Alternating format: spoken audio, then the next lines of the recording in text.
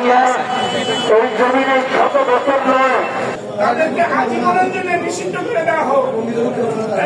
কাকরাইল মার্কাজ এবং বিশ্বের টুঙ্গির মাঠে তারা কোনোদিন মানুষকে মুসলমান বিক্রি হবে মারবে। তারা রাতের অন্ধকার পরবর্তীতে কর্মকাণ্ড বা এই বিবৃতিগুলো উনি দিবে না বা এরকম হাদিসের অপব্যাখ্যা করবে না, এরকম উনি একটা ওয়াদা করুন, তাহলে ওনার সাথে বা ওনাদের সাথীদের সাথে আমাদের কোনো দ্বিমত নাই। যদি ক্ষমা চায় আপনারা কি না স্যার ক্ষমা হবে কেন? সাধারণত আমার কাছে 7টা জিনিসের প্রতি ঈমান রাখি: আল্লাহর প্রতি বিশ্বাস, ফেরেশতাদের প্রতি বিশ্বাস, কোরআনের প্রতি বিশ্বাস, নবীদের প্রতি বিশ্বাস। এর মধ্যে যদি কোনোটা বাদ যায় তাহলে তার ঈমান পরিপূর্ণ না। এই জায়গায় মাওলানা সাহেব বলে যারা নেই আমাদের আম্বিয়া কিরাম আল্লাহ তাআলা শানুই করছে এবং আমাদের সাধারণত কোরআনের প্রতি বিশ্বাস করে তার ঈমানই থাকবে না। উনি বলছে যে আসহাবে কাফের মধ্যে ওই জায়গায় কুকুর ছিল না, বাঘ ছিল। এই যে কোরআনের বিপক্ষ উনি কথা বলে, এটা তো সাধারণ আমরা সবাই বুঝি, আমরা আম পাবলিক না। উনি বলছে যে আমি আল্লাহ তাআলা আমার জড়ান সফর করাইছে এবং আমি জড়ান ওখানে যে জিজ্ঞাসা করছি, বলে না উনি বলছে কালকুন নাই যে বলছে উনি শেয়ার এই জায়গায় বাক্যে বলা হয়েছে, তাহলে এই যে কোরআনের আয়াত উনি উঠে ফেলাইছে। এগুলো আমরা একদম তো এই জন্য ওনার প্রতি সবচেয়ে বেশি কিন্তু উনি ওনার জায়গা থেকে সরে আসেন।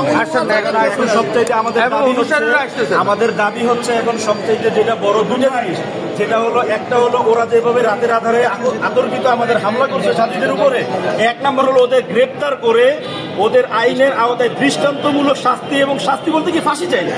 1 ডিসেম্বর যেটা 2018 সালে করছে তার থেকে ভয়ানকভাবে করছে। আমাদের আহত সাথীদের কাছ থেকে আমরা যে সকাল থেকে এই পর্যন্ত আপডেটগুলি এই পর্যন্ত শুনছি, এবং যারা এখন কাকরাইলে আহত অবস্থায় আছে তারা নিজে প্রত্যক্ষদর্শী বা একটা নিউজ সে বক্তৃতা দিছে যে তার সামনে গলা কাটছে, মাথা আলাদা করে ফেলছে, বুক ফাটছে, এবং একজন ছুরি দিয়ে 10 জন 12 জন একটা মানুষকে তারা ওই করছে। নামাজে দাঁড়াইছে, ঘুমন্ত অবস্থা তো হয়েছি। বাকি সবচেয়ে ভয়ানক আমার কাছে খারাপ লাগছে যে নামাজরত সে কি মুসলমান না কাফের, নামাজ পড়তেছে দুইটা সাথী সিলেটের নামাজ পড়তেছে, নামাজরত অবস্থায় তাকে পিটিয়ে দিচ্ছে, নামাজ পর পিটিয়ে দিচ্ছে।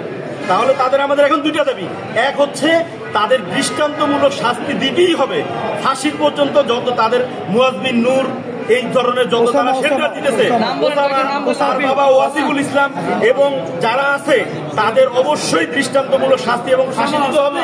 আর দ্বিতীয়টা হলো আমাদের এই ইজতেমার ময়দান পবিত্র ভূমিটাকে খালি করতে হবে তাদের হাত থেকে।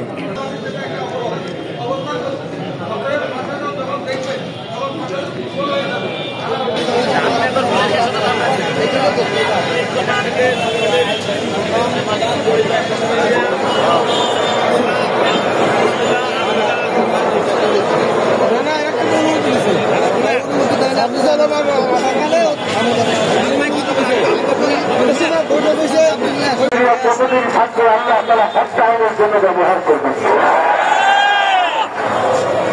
কেউ নাই।